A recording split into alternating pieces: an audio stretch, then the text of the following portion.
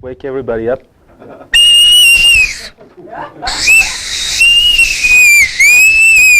Okay. Now, just to give you a taste of what I will be talking about, which is naval staff, not the most common in Colorado.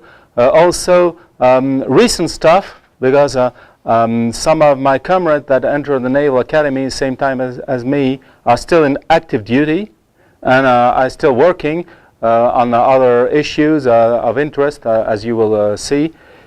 So, quite unusual stuff. Also, I can answer questions in French if you want. It's possible. Before starting, I want to warn you, I can talk a lot. So most likely I will find myself still speaking with the light shut off and everybody gone.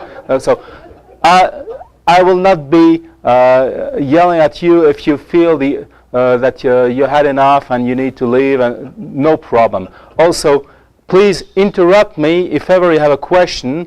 I will go throughout my life chronologically, a very difficult word.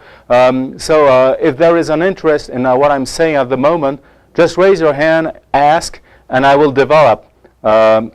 Trust me, it will be interesting anyway, so just interrupt me if you had enough.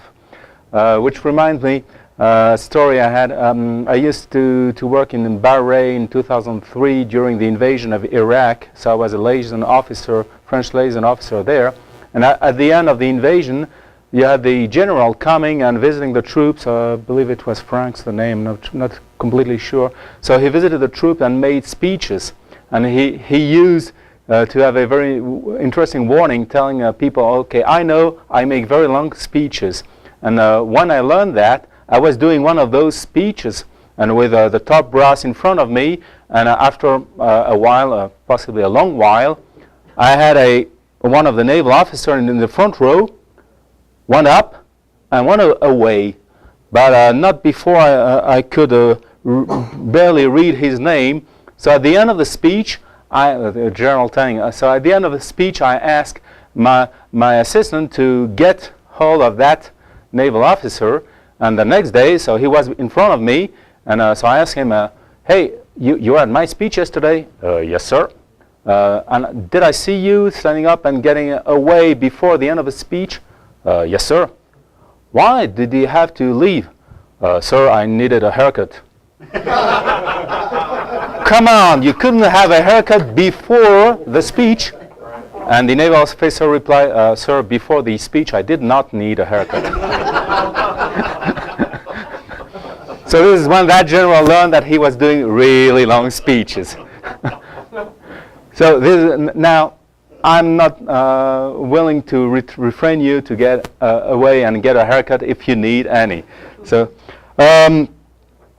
you can see my resume on the paper there. I was asked to tell why I did enter the Navy. Well, when kids are 6 years old, they want to become a fireman, an astronaut.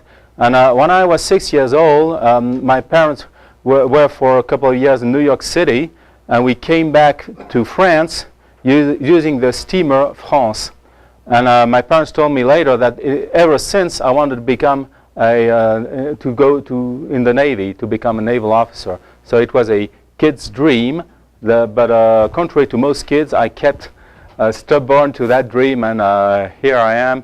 After a whole career as a naval officer. My family was nothing military, even though in France you had the Algerian War. My father did not go to war, contrary to nearly everybody, because he was involved in mining, and mining industry was vital to that effort. So he didn't complete any military duty, which is completely strange. So I do not have a very strong military tradition. I just wanted to discover the world, which I did, as you will see. What else did I put? Okay, the family. To enter the Naval Academy, it's a little bit different from the American system. You have to study math and physics at college for 2 years, a very intense period, and then you go through an exam Most people fail the exam and have to do it another time before they succeed. Well, I was lucky enough to succeed the first time. And then at 19 years old, I entered the Naval Academy for 3 years of studies, addition to the two years in civilian college, and ending with a tour around the world. This is how I became an officer. It's also at that time I met my wife, actually. When I joined the Navy, I told myself that I would eagerly meet a nice girl during port visit and marry her, but that is exactly what I did. But unexpectedly, it was my first port visit in France. This is when I met my wife, and we kept relations for a while, and I started going at sea just to check how strong was the link, and ultimately proved that it was strong enough. I'm still with the same wife, and happily married ever after, despite long deployment. When I say long, I'm talking about 15 months. And the next time it was a little bit shorter, only 1 year. The third time 1 year again. And countless deployment for 3 to 6 months. So that's Navy life. It's not that much intense compared to what you can find in the Air Force, where they do nothing for most of the time, but suddenly they have a lot of things going on for a short time. I mean, incredibly intense, and then they go back to the air base and can relax. So that's the Air Force life. The Army, yeah, the Army life, it's more tense, but you don't see the foe that often. But when you do, of course, it becomes very intense, lasts longer than for an aircraft, because you can be stuck in the mud for days and sometimes months, and then you go back to the camp, but it's still not far from the enemy. Navy life, it started years before the war started, and it lasts probably still. There are some ships still there, and it's just nothing goes on at all. Sometimes you can see someone that might be a foe, so not very intense, but it lasts really, really, really very long. So I can develop that if you wish. So Naval Academy, you see on the small map there, during the Naval Academy you train as a naval officer, and part of it is an engineer training, part of it is a leader training, but also part of it is training at sea. And you see that I had my first port visits in several places in Europe on the small ships. Let's see, so this is the flag Naval Academy, where we had some training, or we even had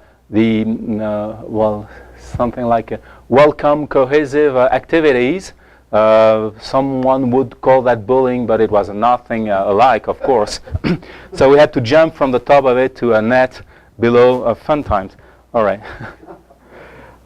So the Naval Academy, French Navy has a history roots lasting for centuries. So those are famous French naval officers of the old times.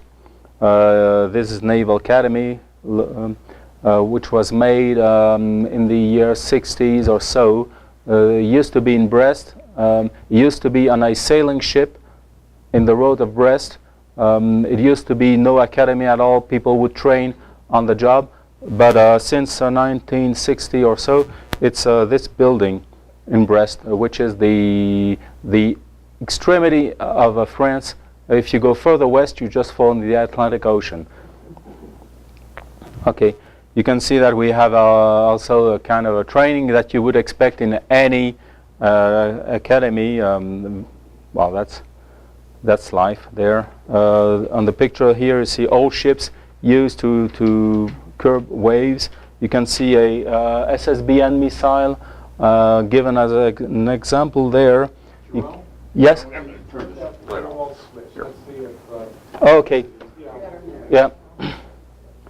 So you can see this is an intercontinental missile that is used on the nuclear submarines for use for deterrence. And I served on one of those missiles. So if you have on those submarines, so if you have a question about nuclear deterrence against the Soviet Union at that time, and while still running nowadays, I can answer that. This is a gun coming from a how you call that? Battleship. Yeah, battleship. That's it. So we had some also during World War II and before. We no longer have, but for a young officer, that's a dream. Just it didn't happen. I wish at that time I could embark on board a USS Iowa that was still afloat. Never happened, and now they are decommissioned. But okay. And here you see the training on small ships.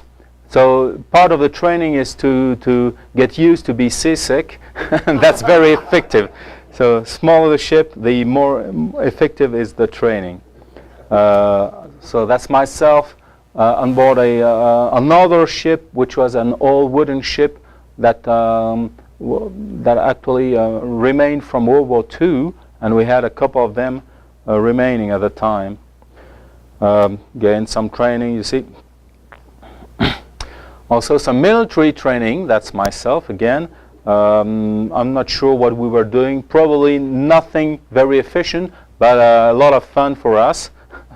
And that's the Naval Academy, where I had, we were 6 of us working there and sleeping just above. Being in class too. Yeah, well, it was not class, it was where we would study in the evening. As the Naval Academy is far away from the city, we would be free only during weekends. So at night there was not much to do. Sometimes we were allowed to watch TV, not very often. I was lucky enough to buy a computer that would use a TV as a screen at that time, and I was the second one to introduce a computer in the school as a student. But it happened that the TV would work and get the TV shows as well, but that was just a bonus. No, officially it was to learn computers. So good time, and also I did learn to use the sextant. I don't remember much how to use it, but I probably could spending hours get a fix, which would be useless at that time. But yes, we learned to do that. Learned also to go on an aircraft and do some parachute stuff, even in the mud. So basic military stuff, fun times. And after that, the training cruise on a helicopter carrier, Jeanne d'Arc, that goes around, well, went around the world. She has been decommissioned in 2010, but from 1964 to 2010, every year she would go around the world and with some midshipmen aboard to discover the world. As you see, it was a 6-month tour, and I discovered most of the Indian Ocean already. First tour in the Indian Ocean. I didn't know at that time, but my specialty is to be deployed in the Indian Ocean, and I did that many times. So, myself again, a little bit younger. Yes, Anson that time. During the tour in exotic places.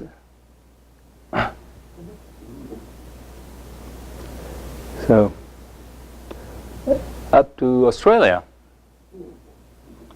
And yes, I was trained as a diver as well. So this is still myself, and you can see the screw of the ship, and this was a great experience also to go in the Indian Ocean and make some training dives among coral reefs, finding gorgeous fishes, and so on. All right. After this training, my first assignment was in the Mediterranean Sea, in an anti-aircraft frigate. Oh yes, you can see some blue dots up to New York City here. That was the end of the cruise. It was in 1988. 86, sorry. What happened? Sorry, what's up? Oh, someone had a question there? Oh, question, sorry. What's the equivalent of an anti-aircraft frigate? Do we have an American equivalent? Well, you do have the, what's the name? Well, that's a frigate with a big radar and missiles able to hit an aircraft at distance. Usually they're used as watchdog for aircraft carriers. So on water destroyers. Yes. You know, and even cruisers. Yeah, cruiser destroyers, frigates, they are all used either mainly as anti-submarine frigate or anti-aircraft frigate. And then the name frigate, destroyer, cruiser is just relates to the size of the ship. Nowadays, most ships are considered frigates in French Navy. We don't use anymore the very large destroyers that were doing the very same job but with many more people and costing a lot more money. So it doesn't make any sense. Just to tell you, this was the last port visit I did on the helicopter carrier at the end of the midshipman cruise in '86 in July, 4th of July, New York City. You guess it was a nice ceremony with all the military parade of all the ships coming from all over the world. So I was there. Again, my second time in New York City. Then some port visit with the other ship, the Suffren. Suffren being the name of a naval officer who was successful in various wars in the Indian Ocean against the Brits. So this is a picture of this frigate. You can see a very large radar there, able to see, to cover probably 1/3 of the Mediterranean Sea at altitude. Now aircraft flying very low over the sea are not detected by the radar, so you need to complement that with airborne radars. So this is why the French Navy bought some Hawkeye aircraft from the U.S. to put on our aircraft carrier. Then, after 1 year on that ship, I was assigned in the Indian Ocean for the 15-month tour I mentioned. And it was at that time that we made the decision to marry. So we had to decide to marry either before, during, or after the deployment. We decided to marry before, 11 days before the deployment. And then during those 15 months, I've seen my wife accumulated 2 months, which were 2 months of honeymoon. So not many people can boast to have 2-month honeymoon. And it is said that usually the first year of wedding is the most difficult one. Well, we had no difficulty at all, no dispute. Very easy one, so I don't understand why. All right, that time was really interesting time. It was in 1988. I was sent to Pakistan to get my ship that was refitting in a basin. But was stationed in Djibouti here, and at that time we would never enter the Gulf because it was there was a oil tanker war running between Iran and Iraq, and at that time there were also oil coming from Kuwait, and some Kuwait tankers were hit sometimes by mistake. And so the U.S. had started to escort them, and the French Navy would not be in the middle between the hammer and the anvil. Yes. Okay, but then suddenly, before having a port visit in Muscat here, and you see that there is no blue dot in Muscat. I remember 2 hours before entering Muscat, so I went to the bridge to watch myself, and then I realized, hey, we're no longer towards Muscat. We're not preparing to go to the port visit. What's going on? And this is when the guy I was relieving showed me a message. You're no longer going to Muscat. You go inside the Gulf because there was a French container ship that has been attacked by Pazaran of unknown nationality, of course, and that went in Bahrain for repairs, and we were tasked to escort them. So this is one I had my first experience with near-war activity, which is a characteristic of most of my career. I never went through real war. I did some operations, no real war, but some of these operations were very intense. We had only peaceful countries around. I mean, even Iran calling France the small Satan compared to the USA the big Satan. I mean, that was not a declaration of war. So we were still not very happy to penetrate the Persian Gulf, where around here, for miles, we were within the range of Iranian missiles. So we were ready in case they decided to do something without war declaration. We were ready for that.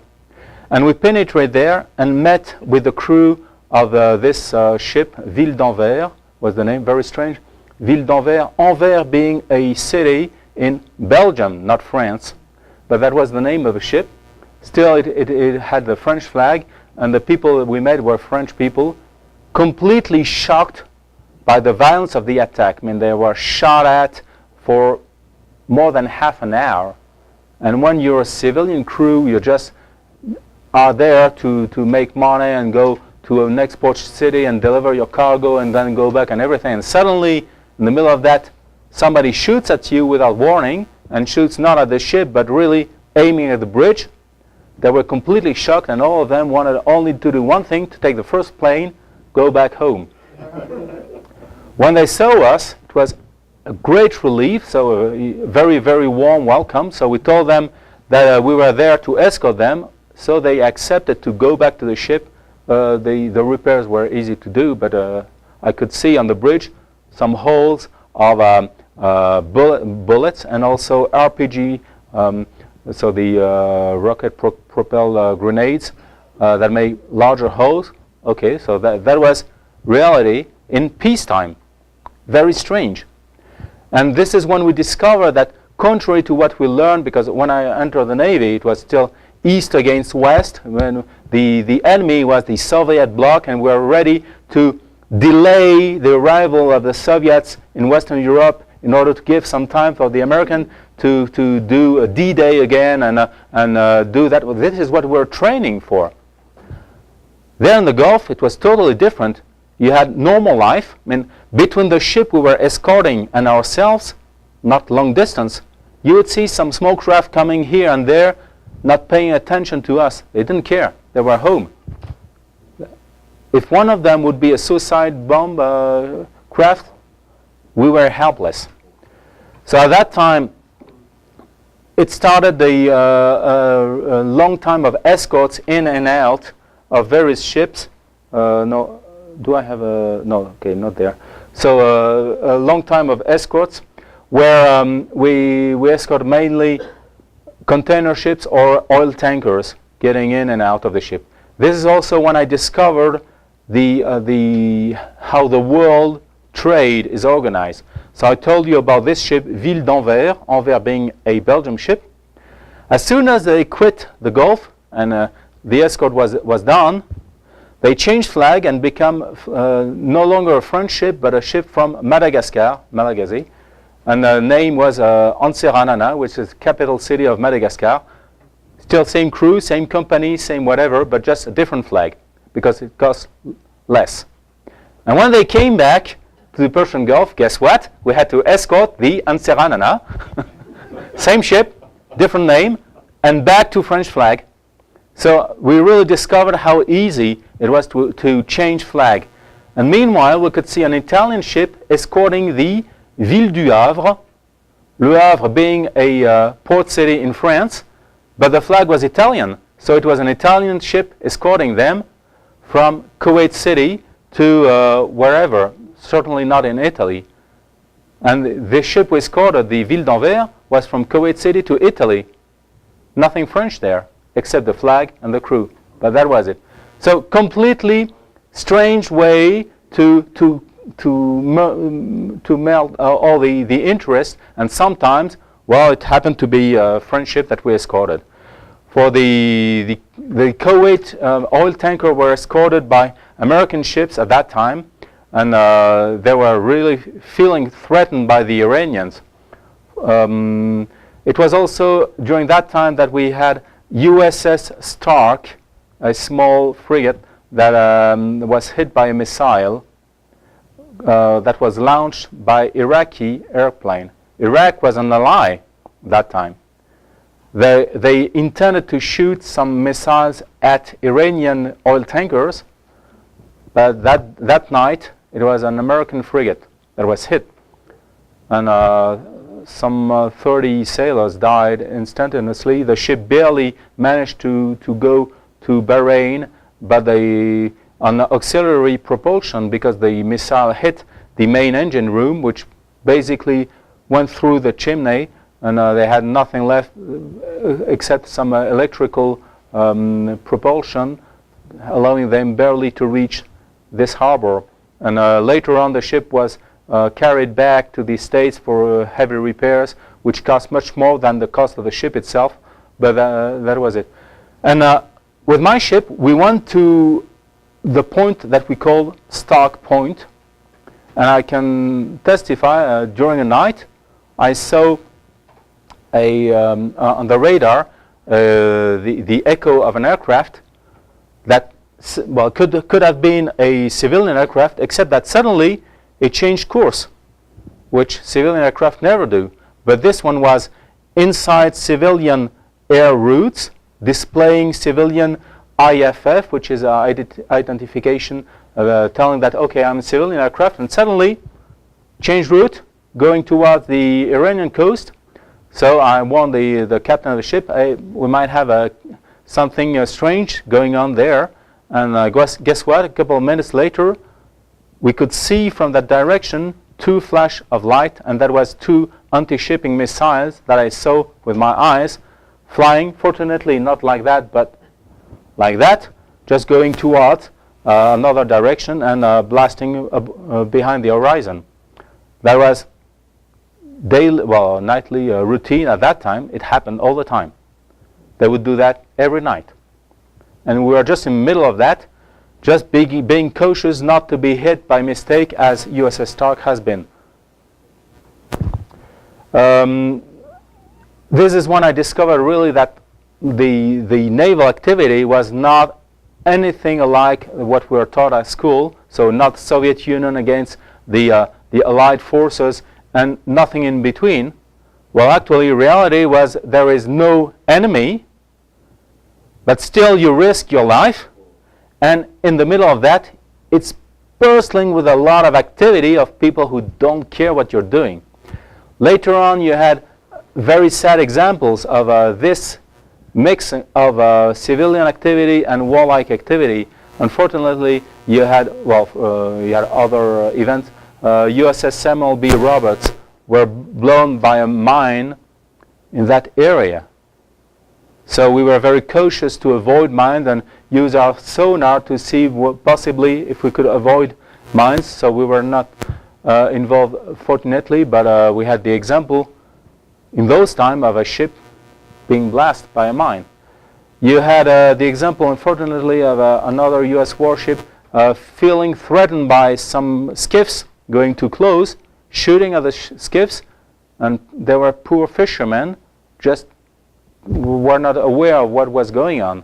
So they went too close to the ship and were killed, unfortunately. And the saddest example was a USS Vincennes. It happened shortly after a time when the Pasdaran would spot the Kuwaiti oil tankers from Iranian oil platforms. So the U.S. shelled these platforms, and they were expecting to have a retaliation from the Iranians. And guess what? There was an Iranian aircraft that was flying towards USS Vincennes. So the captain had to decide, is it a civilian aircraft or a military aircraft tasked to hit me. And he made the decision that it was a military aircraft and had to be shot at. And it turned out to be an Airbus inside the normal airlines. And I can trust the pilot of the Airbus hearing something with a very strong Texan accent, asking the unknown aircraft. Of course, if you're the pilot of aircraft, you are not an unknown aircraft. You believe that you're displaying all the IFF, telling that who you are, and you really don't care about those background noise that you hear all days. Every day you're flying, you hear a lot of Navy guys.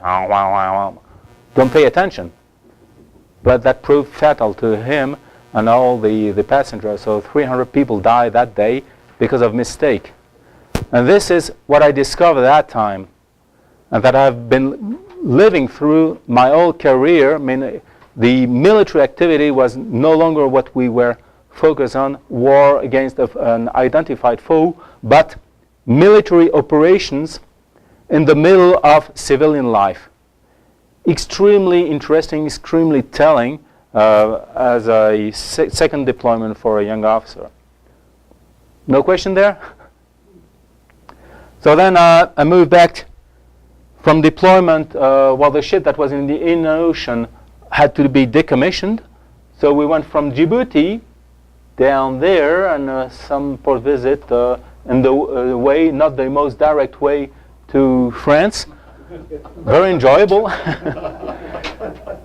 The idea was to sell the ship to Uruguay, which we did. So the port visit in Brazil were there to allow the Uruguay officer to visit the ship and see how it was. And after that, the ship was decommissioned and sent back to Uruguay.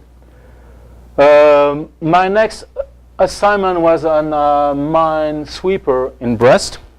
Very interesting one. So here I am. And you see that's a wooden ship. And actually the ship was made at the end of World War II, still active at that time. And actually we decommissioned it at the end of my time there. So I couldn't believe something as I couldn't believe it was possible to have as low comfort as there. I mean, with an open bridge. So in winter you would just be outside with just a tent protecting you, but that was it. I mean, if it was cold outside, well, it was cold for you. So we made some deployment in the North Sea, some exercises with NATO. So you can see the ship. Looks really like in the good old times. Was there actually a tactical mission as far as minesweeping went, or is that just exercises? Well, minesweeping is good only for a certain type of mines that were heavily used during World War II, but no longer used after that. Modern mines are moored on the bottom of the sea, and so minesweepers are of hardly any use against those. Now you use mine hunters. The difference being mine hunters have a sonar and they look at the bottom of the sea, and when they see something, then they send a small submarine to get rid of that mine. Minesweepers, they just have something behind them. Of course, they take the risk that if they are hit themselves by the mine, well, too bad. But they sweep a very, very large span. So the chance that they just happen to be hit is low, but they really take care of a larger place. So you can see the bridge of the ship, very rudimentary one. And this is what I discovered when I was a young officer. Later on I had the experience of more modern ships, but it was really great to see how life was before that. So I took the picture because of pigeon, but I take the advantage of showing that we have in French Navy a privilege to not to be a dry navy. So there are good points too. You can also see all the pegs here. They are very useful when the ship is pitching and rolling. You don't want your plate to finish on the wall.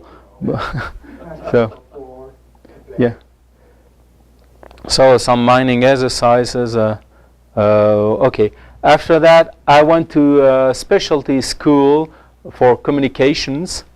And at the end of the specialty school, instead of going back to surface ship, I decided it was interesting to take advantage of a proposal to go for 3 years in submarines, which I did.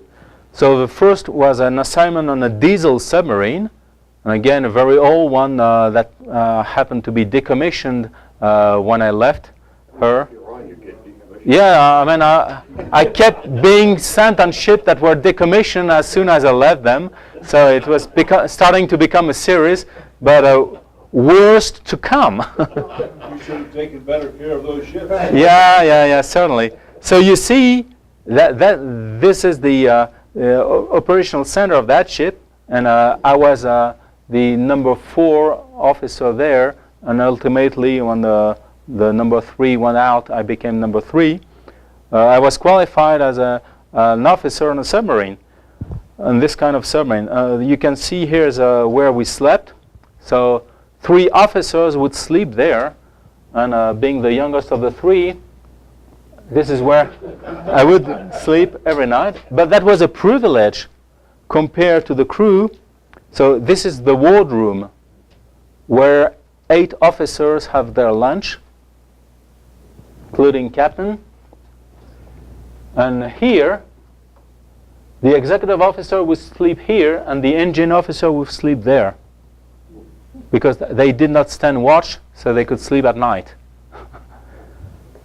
You slept in the wardroom, huh? Yes. And here you can see torpedoes were there. The crew would sleep here, and some of them would sleep even on boards put there. But for the crew, it was 3 people assigned to 2 bunks, because one of them would be on watch, and there is no extra space in submarines. To tell you the life there, I'm talking in the years 1990, so not that long ago. When we would get underway, we would have for 1.5 months of food everywhere we could, including in the single shower. There would be the shower would be filled with tin boxes. But anyway, we would never use a shower because we would get underway with all the water we would consume. We couldn't produce any water. So imagine you had 40 people for 1.5 months having to get underway with all the water they would consume. Means that for washing ourselves, we would have only 5 minutes a day, the tap would be on. And at that time we could fill a bottle, and at night we would just barely wash a little bit ourselves, and that was it. So actually, rather than using water, I would use a cheap perfume that would yeah. And it was hot in a diesel submarine, using battery, charging battery, discharging battery. Imagine that the battery getting very hot, and the battery that was just below the wardroom and the place where people would live and sleep. So it was hot in the submarine. Nobody would wash, but nobody would bother, because what was stinking more than anything else was the diesel. Means that after a couple of hours, every clothes, everything would just have the smell of a submarine. So guess what? After 1 month there, when we would go back home, before that we would go and take a shower, and getting out of the shower, I had that on me. Not possible. Okay, so then we put that in a bag, close the bag, and take some clean clothes, go back home. Hey, darling, I'm back. Darling, your hair stinks.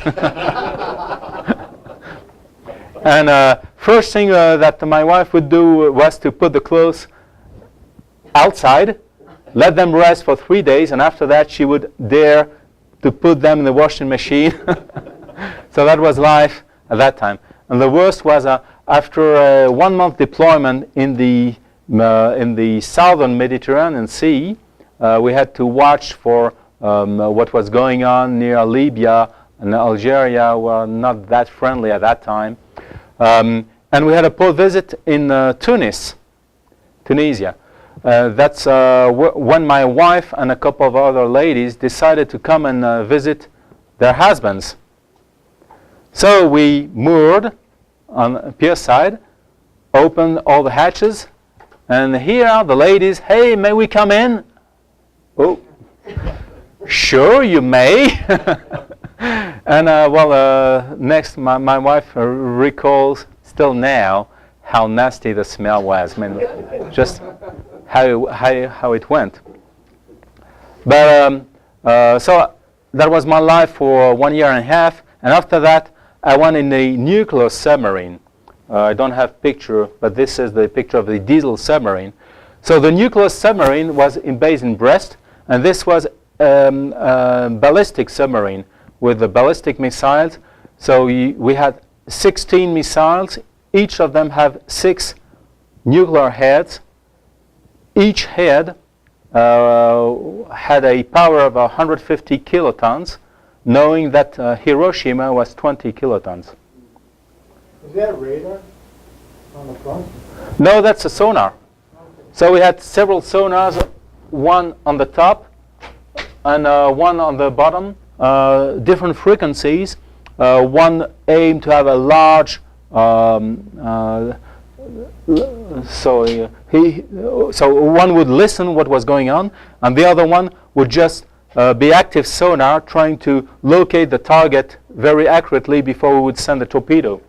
And we had 8 torpedo tubes in the front and 4 more in the aft, so 12 torpedoes with some more additional torpedoes inside, above which people would just sleep because there was no other room anywhere. Well, I could talk at length about those the submarine, but I would like to also develop on the ballistic submarine. So think that you had on one submarine more than 1,000 times the power of Hiroshima. And this is what still goes at sea nowadays. You have several of them for the US Navy. Any time of the year, or any time, day and night, you have one for the French Navy, one from the British Navy at sea all the time. At that time, we had more submarines. We had 6 submarines, 3 of them at sea at any time, which was a very impressive feat, because for the maintenance it's very hard to maintain that many ships at sea with so little time ashore. But it means that those ships were ready anytime. If the president hit the red button, missile would go within hours. And for us, in that submarine, there is no friend. Everybody is a foe, because a submarine which position is known is a dead submarine, basically. So for us, the US, the Brits, even the other French, everybody, we had to avoid them. And that will last. So I made 2 patrols on this ballistic submarine, lasting nearly 70 days. During those days, of course, we would tell nothing. We will never go on surface. We would be just submerged. And for 70 days, breathe the same air, recycle, take the water and get the oxygen from the water and put them back, take the carbon dioxide, put them back in the water, but everything else completely closed loop, just like astronauts. I mean, and no way to go at a pub and have a beer. No, just stuck in your submarine. And the distance from my bunk to my working place and to the wardroom, all of this was less than inside this room for 70 days. During that time, of course, no news given to the families, and the family had one telegram a week with 20 words, including kisses. 20 words to give notice of the family, and only good notice. I had a son who broke his leg. I discovered that when I came back, because that was bad news. I mean, broken leg, no big deal, but bad news. The XO of the ship had his father who died during a patrol. The captain was told, okay, you should let him know when you feel he's ready. So he was told that just a few hours before coming back to Brest. And his father, of course, was already buried. I had one people standing watch with me. First week, he would receive news from the wife. Second week, news from the oldest daughter. Third week, news from the second daughter. Fourth week, news from the dog. He had a son. Then the rest of the patrol, he was anxious. And guess what? When he came back, the son was in a wheelchair. Couldn't have any notice. So this is the life of people doing nothing. Fortunately, we had no nuclear event for many, many days, helping peace to last. I mean, we had the Cold War remained cold, thanks God. But it's also thanks to the efforts of people doing that, the US Navy, British Navy, French Navy. And on the other side, the Russians are doing the same. And some of them died and are buried below. So that's also the life that I went through. Taking a lot of time. I warn you. Okay, after that, I was sent to the USA. And this was my ship, USS O'Bannon, here. So for 2 years, I became a member of the US effort, and I did 2 operations actually. One was an operation in Haiti, restore democracy, when the dictator General Raoul Cedras seized power in Haiti, and the elected Jean-Bertrand Aristide took refuge in the U.S. So that was an operation against the mighty forces of Haiti, and on our side we had all the U.S. forces. Easy one. I believe hardly any casualty, but I'm very proud to have been part of that, because really that's what the armed forces are supposed to do also, restore democracy. Even the Democrat himself, well, okay, he was elected. You don't choose the people who are elected, but okay, had good time. It's also at that time that as we were, the family was in the U.S., so the kids had to learn English at school the hard way, because nobody would answer to them in French. It's also when Vianney was born there, so he has an American passport thanks to that period. And actually, this picture was taken when the USS O'Bannon came back in the Med for her ultimate deployment, and we had this guy who was a Christian in the bell of that ship discover the ship itself years later. You want to make you had to brief up. What was your impression or the challenges of dealing with Americans? You know, on an American ship with different procedures and everything. Okay. Yeah. So there are several questions. I will go back first to the diesel submarine. You remember, and even before that, you remember I told that the bridge of the wooden minesweeper was the most uncomfortable thing I've experienced. Diesel submarine was much worse. Just to tell you, the difference of perception could be always worse somewhere else. Now, when I came to submarines, I had to learn a new vocabulary, lots of acronyms, and a new culture, because the culture of people in submarines is different culture than people on surface ship. Now to go back to your question, when I came back to U.S. when I came to the U.S. Navy, I had to learn the U.S. culture, all the U.S. acronyms, and there's zillions of them. I mean, incredible number of acronyms. But basically, it's still the Navy. So some traditions are similar, because the U.S. Navy has tradition inherited from the British Navy, and the British Navy and French Navy build their tradition across centuries, first with exchanges together, but also with the same constraints. Many traditions come from the time of wooden navy, sailing ships, and still lasting today. This is the roots of all navies, basically. So this is why it was not that hard for me to adapt to the U.S. tradition. And then the techniques are similar. Of course, there were some different weapons there. No big deal. Still, actually, I was surprised that they consider me to be the NATO expert, and they were happy to have someone coming from Europe. This is when I discovered that in the U.S. Navy, they consider that only the Atlantic and Med part belong to NATO, but the Pacific Ocean, they consider they do not belong to the NATO. And so in the Navy, you have different procedures, the Pacific Ocean and the Atlantic Ocean. You have different cultures, different way of preparing war. That's very strange.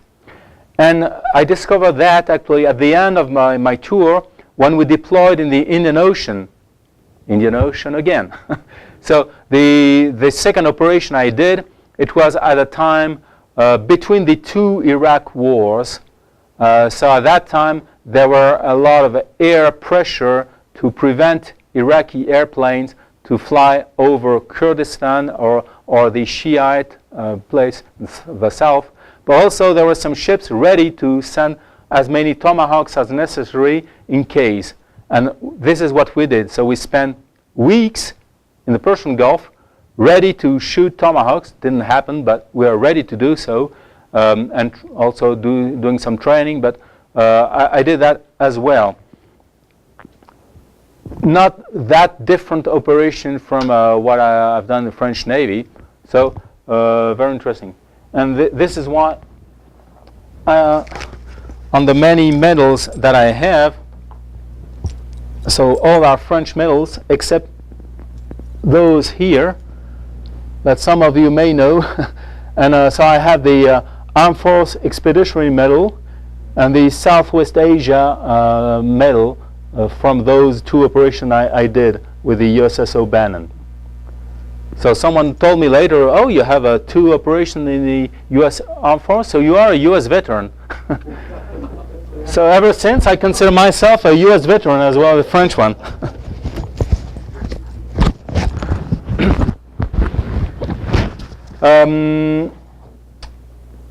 Well, yeah. So I was stationed in Charleston, South Carolina, and to go back, someone made told that everywhere I went, the ship was decommissioned. So this is probably why they sent me ultimately to the U.S. Navy, telling that if I wouldn't do something, it would not be to the French Navy. And guess what happened? It was the Charleston Naval Station that was decommissioned. And at the end of my tour, I was no longer in Charleston, but in Mayport, Florida. So very interesting time as well. You see the deployment I did. So mostly in the Gulf, also in Israel. I remember also one operation I made as navigator on USS O'Bannon. So I was the one who made navigation briefs, and one brief was secret, no foreign. So I made that brief, nevertheless. But I can. So you didn't listen to yourself. I made sure that no foreigner would ever talk about that. No, that was funny thing. You did say your family was in the States when you were... Yes, I left my family in Charleston, South Carolina during the 6-month deployment here So they were even away from the rest of the family that remained in France at that time. It was not that difficult because many people would come and visit my wife with her small baby also. So during those 6 months, she barely stayed 2 weeks without anybody coming to visit her. But still, the life of a Navy wife is something that commands a lot of respect, because when the husband is away, anything can happen. She has to take care of that, nevertheless, and smile when the husband comes back. So I'm very fortunate to have a wife strong enough to have done that. After that, I was sent to the Naval Academy as an instructor, which I did for 2 years. And then, what is that? After that, I had a first assignment to Floréal frigate. That's a frigate. Sorry, go back to the here. So Floréal frigate, I took her in France during an overhaul, and after that we went all around Africa, had some time there doing some operations, getting ready in case there was a revolution or something going on in Africa, which happens every now and then, ready to evacuate all the civilians stuck in the middle of a revolution until things calm down. So since 40 years ago, France had to send some ships off those places here, and ever since, still nowadays, you have in permanence, you have one French warship ready to intervene in case. So I participate to one of those deployments there, and recently the US started doing that, not with a permanent deployment, but a frequent one. So basically in this place of the world, you have all the time a French warship, and 1/3 of the time an American warship, and sometimes other deployers. But the ship was stationed here in Réunion Island, which is a lovely island, just like Hawaii, a little bit smaller, nearly 1 million inhabitants. Not that long, something like 40 miles long, and nearly as high as Colorado mountains for a very tiny island. Incredible, a volcano, active volcano. And from there, we would go all around the Indian Ocean up to Kuwait City here, but also, very interestingly, very deep, far south, in the roaring 40s and 50s, hunting pirate fishermen. So the next picture is what we did here. This is one of the pirate fishermen that we caught there, and we brought back all the way up to Réunion Island. So you're talking about 10 days with waves and wind coming from your port side and going at very slow speed because the fishing vessel is slow. So you have rolls, and I experienced roll up to 45 degrees. 45 degrees means that there is no difference between the wall and the floor. And very impressively, during those trips, the cooks were able to cook hot meals except 2 days, which was very bad. Okay, and this is also an operation we did when we were stationed ready off the African coast. Unfortunately, 2 aircraft hit each other. An American and a German aircraft collide off the coast of Angola, and we were there to try to recover some of the remains. One of them is being shown there to help for the inquiry later on. So this search and rescue also is part of our missions. So I did that for 1 year. Then I was sent for 2 years in a civilian job in the Radiocom agency, dealing with all the frequencies that you need for radars, for discussing with satellites, for radio. All the waves are not stopped by the boundaries.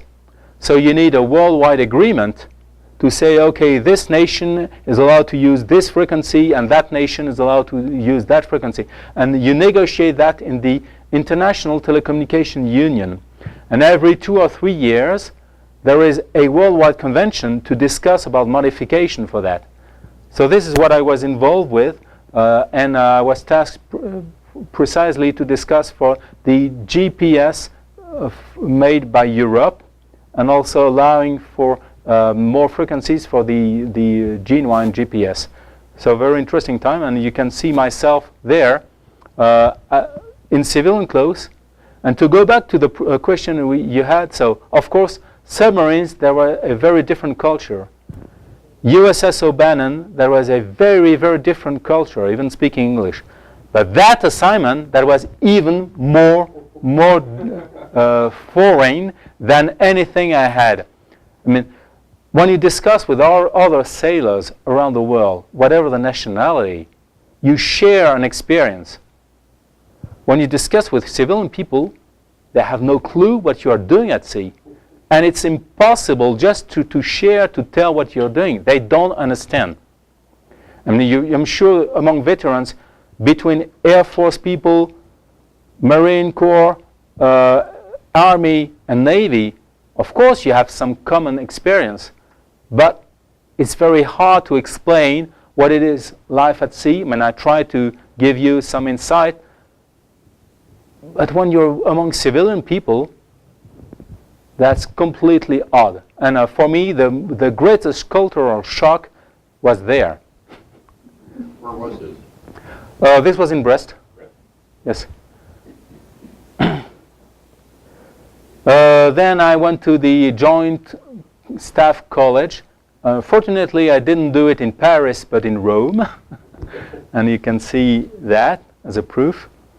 And after that, I was assigned as commanding officer of a mine hunter in Brest. So you see, mine hunter, we use a sonar to detect where are the mines, and when we find the mine, we send either divers or a small submarine with a depth charge.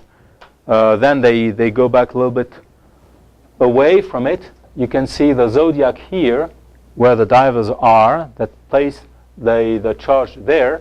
And when we check that nobody's around, we say, okay, go ahead, blast it. They do the blast. That day it was an exercise, well, with a real charge, made with the families on board. So Vianney was there with all the family to see, hey, look what Daddy is doing. Short deployment, usually 1 week or 2 week deployment there. You see the ship. This ship is not made of steel, but sort of plastic. Fiberglass. Fiberglass, actually. Because steel would activate some magnetic mines. And it was very silent ship, going very slowly in order not to make waves, because mines are able to detect steel, sound, or waves. So or also some of them contact directly. Is it electric? Powered by electricity? Sorry? Electric motors? Yes. So we had a diesel for transit, and then when we were hunting, everything electrical power. With actually we had a turbine, gas turbine, the very same as you would have in an aircraft, on the top of the ship, in order not to make too much noise below, and this was providing electricity, and we had 3 turbines like that for mine hunting. You can see here various mines, exercise mines, of course. This one is a stealth mine, so to detect that with your sonar in the middle of rocks is next to impossible. Those are more classic mines, and they would show much better on the radar. Another classic mine, and you would find either Soviet mines or even World War II mines, and sometimes World War I mines. I mean, there were so many mines laid down around the whole of Europe during the 2 World Wars that there are still millions of mine nowadays. And every year, fishermen in their nets, they find new mines, because most of them are below the sand, but then the sand moves, and suddenly you have some mines there. And as you've seen the blast, still dangerous. So this is part of the work we're doing. And this small submarine that we were using to drop a depth charge next to the mine.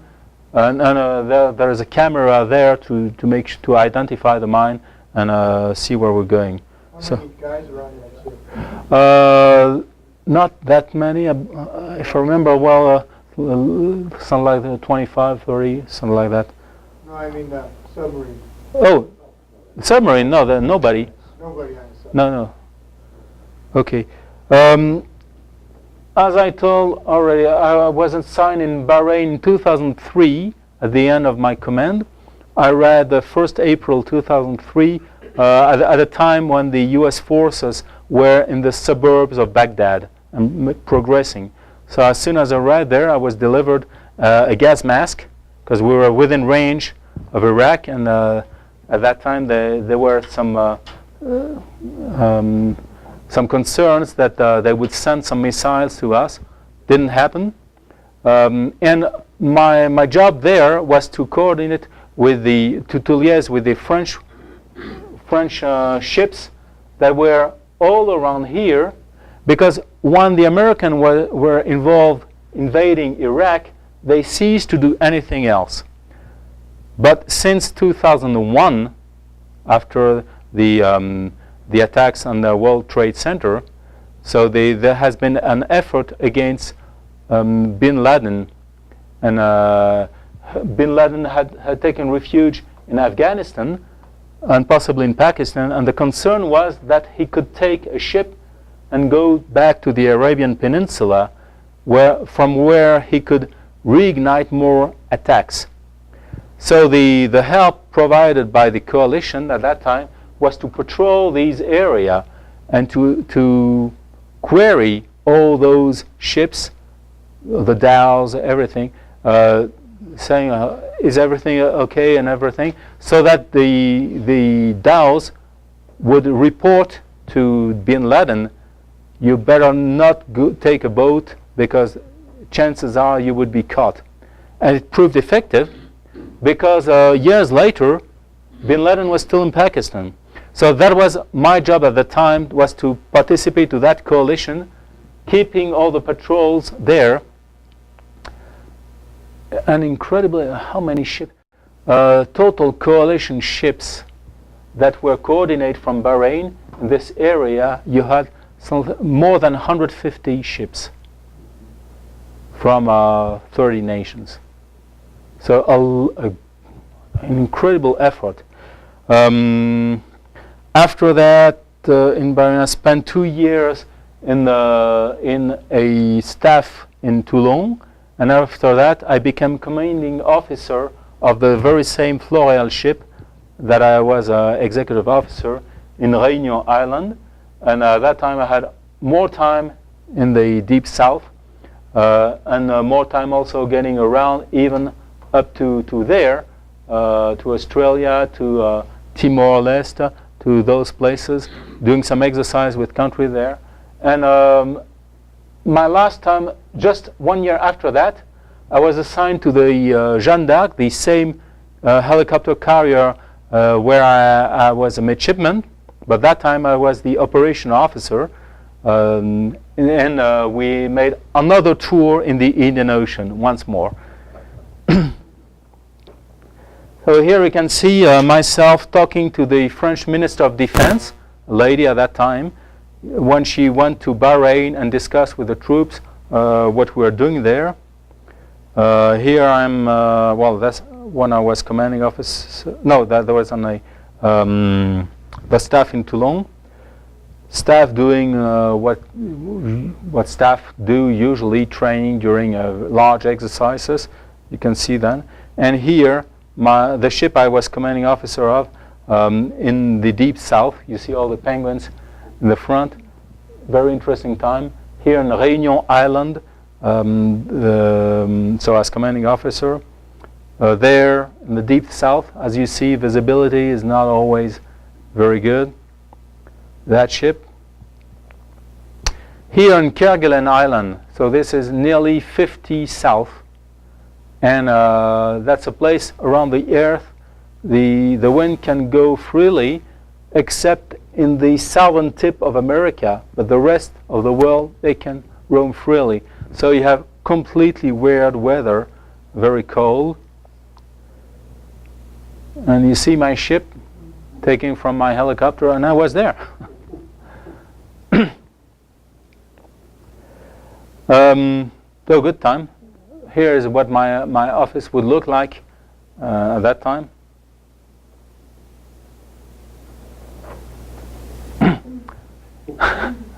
Well, that day was 2nd of December, which means like 2nd of July in the northern hemisphere, at a latitude equivalent to London.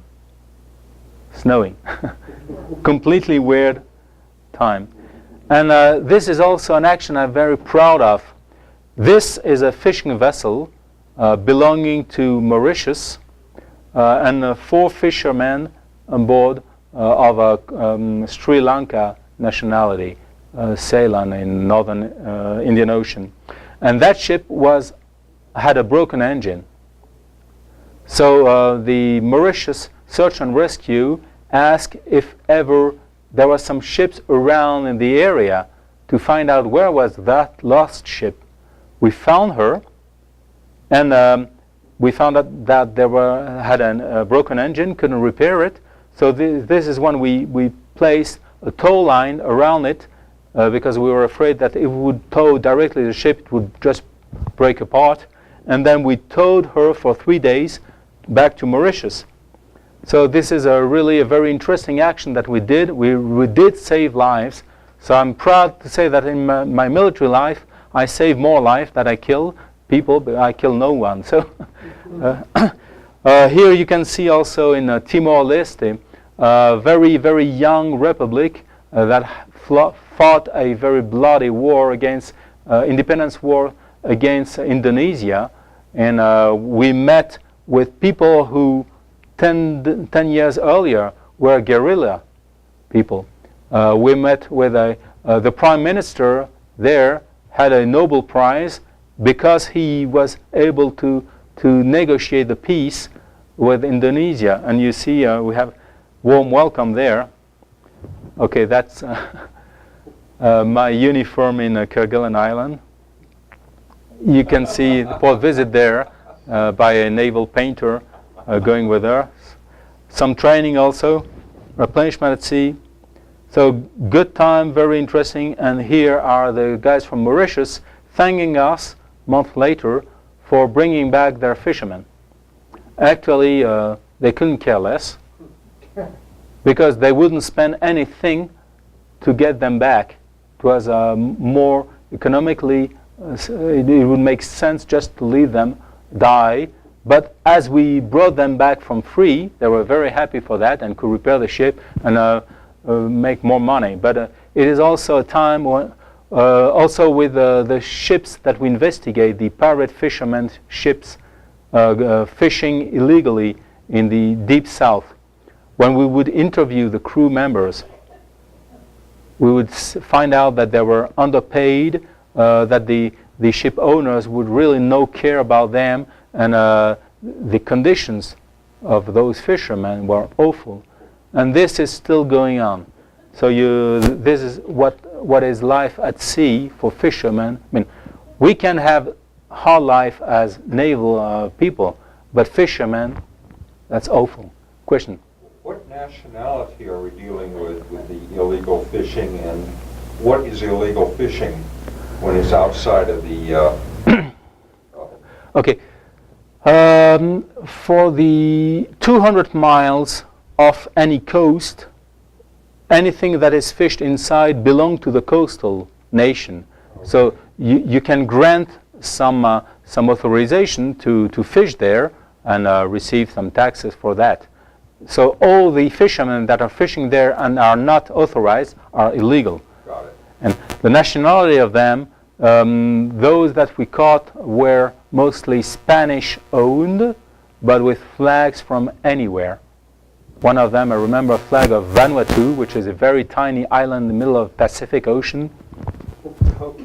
but with Spanish officers, with crew members coming from South America for most of them, and South Africa for some of them.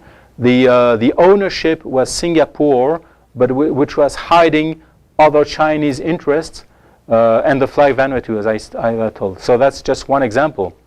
We are really frightened to find Chinese or equivalent Taiwan or whatever ship, because for them they would have only documentation in Chinese. They would pretend not to speak English. It would have been a nightmare.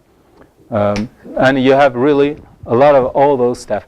Those ships, when they belong to a flag state that makes an agreement with, let's say, the European Union not to fish illegally anymore, they just change flag. And then they go there, they fish a lot, they meet with another ship to transfer the cargo in order for the fish to be laundered and to pretend that they were fished legally somewhere else, and they go back, and with a fishing vessel in very, very bad shape. So you can see here what it looks like inside a French wardroom. Nice, cozy. Some exercise. Is it? No. Okay, this is another exercise where you see to rescue people that are lost at sea. You would send a diver there to recover someone who was lost at sea. So very interesting experience. I wish all of you not to experience that any time. But interestingly, my son Vianney, behind here, he was on a ship near the Falkland Island a couple of months ago, and the ship took fire, and they had to be evacuated, and he was winched in a Royal Air Force helicopter. So this kind of experience actually may happen.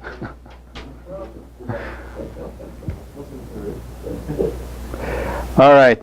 Then my last time at sea was on board the helicopter carrier that you can see here, and I was the operation officer organizing such as exercise as you see for the benefits of all the cadets that were here.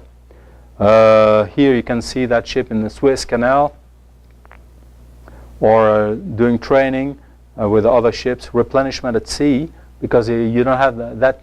Well, when you're in your car and you need some gas, you just stop at the gas station. Well, here the gas station is a ship.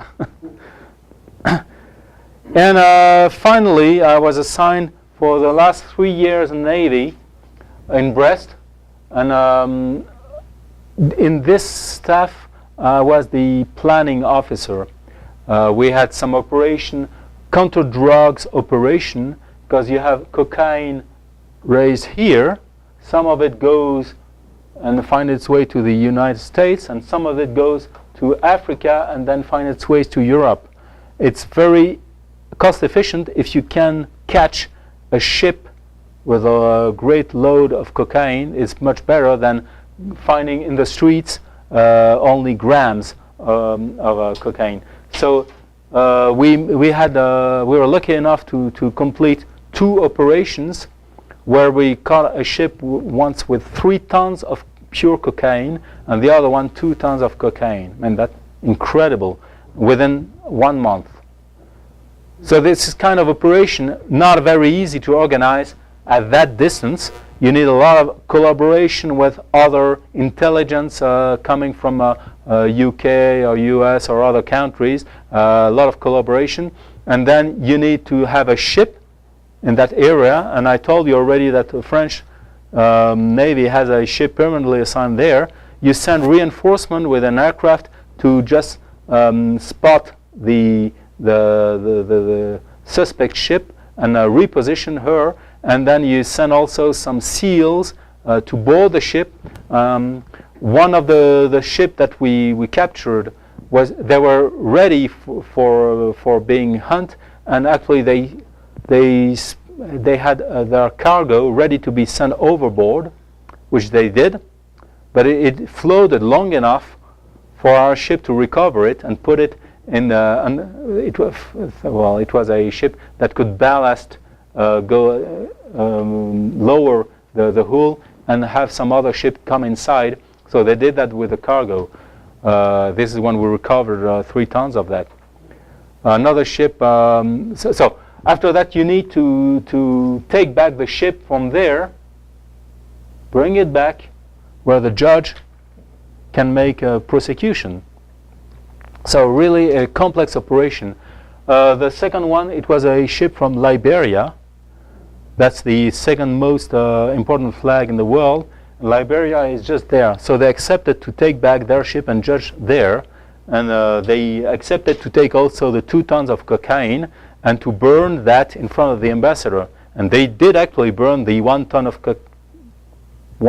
ton of cocaine, 1.8 ton of cocaine there in front of the ambassador. So this is how it goes, and there are people doing that. We have also a ship in the Caribbean, the very same ship as the Floreal, with a helicopter and with snipers on the helicopter, able to shoot at a fast boat. You know, a fast boat goes very fast, but when there is a bullet in one of the engine, it goes a little bit less fast. When there's a second bullet in the second engine, slows really down. And when the third bullet hits the third engine, just stops. And then it's much easier to capture it. So we have some SEALs able from a helicopter to shoot the engine without taking the risk of shooting the crew. And they're doing that. We did that several times. So we do also participate to the efforts to slow down the influx of cocaine from South America to the US. We're proud of that too. And there is a lot of exchange of information from the US Joint Task Force in Florida and the European Task Force, which is in Portugal. So did that, and then 2010, end of my career, the only assignment I could have was to keep a staff job in Paris or in Brest. So I went out and tried to find a new job. Initially I found in Airbus industry, but then they reorganized themselves, so after 3 months I was out and had to look really for a job. And I found a job for European Union capacity building in Djibouti. So I spent again some time in Djibouti. When I say sometime, more than a year actually, helping them to develop a school to teach some legal techniques and whatever against piracy. Then at the end of this program, I had another European program to help the West African countries this time to develop port capabilities. And this. Flip the light on now. Yeah. Okay. And this is when I had the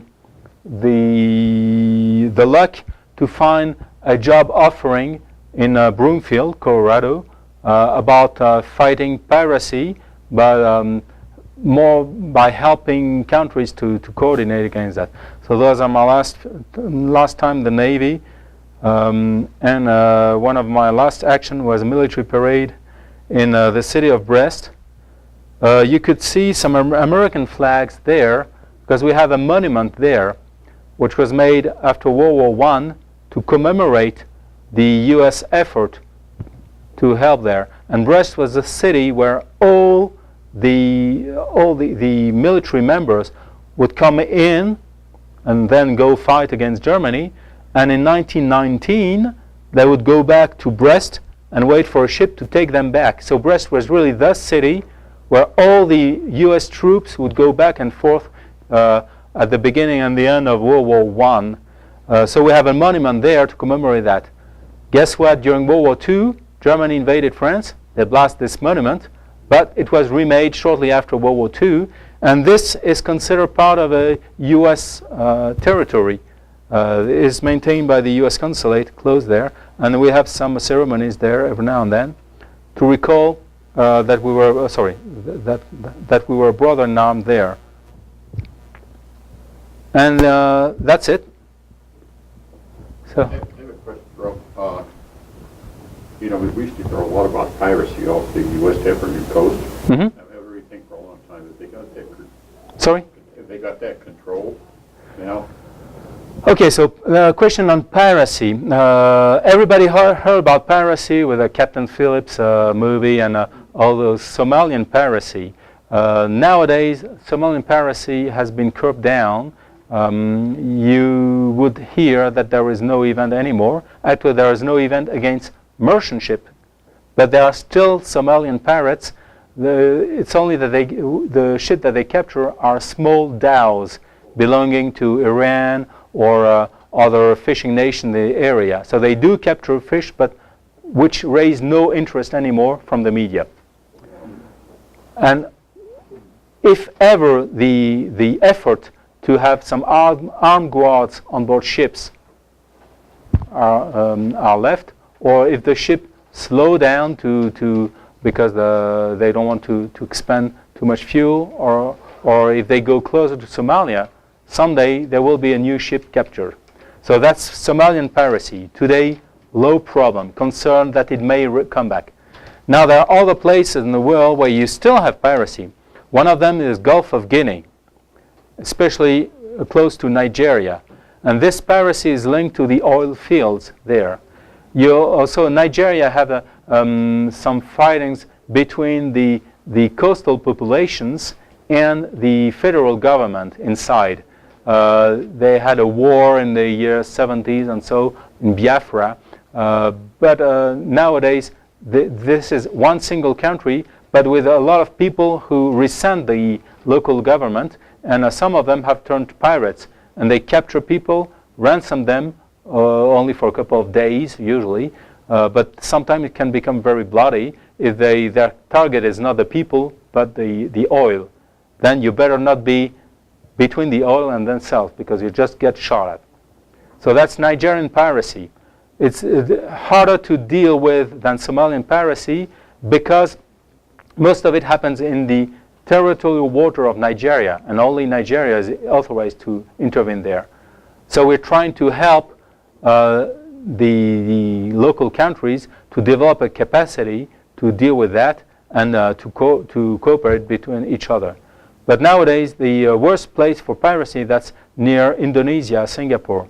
And this is where 60% of piracy events happen nowadays. But this is dealt with by the local countries, Singapore, Indonesia, Malaysia. And they don't want to have anybody else interfere with their affairs. What we're trying to do is to help the shipping industry to develop techniques to mitigate the effects of piracy, to inform where are the risks, and also to have all the governments involved with piracy places to collaborate more with each other. Ultimately, to have all the pirates captured and jailed. That's the goal. And this is done by an NGO in Colorado, in Broomfield, just next door. So first we start with Colorado piracy. It's over. Next we'll do Wyoming and Nevada, and after, okay. Well, thank you so much, Jerome, for joining us. I would like to give you one of our challenge coins. Okay, great. And also, we have one from Varian. We'd like to Jan. present to you. John? From Yanné, okay. I warn you, I would be a little bit long. Yes. So- But thank you so Thank you, much, sir. and congratulations. Wow. And thank you for joining us. So if you want to have a taste of what is the Navy, just before the meal is better than after the meal.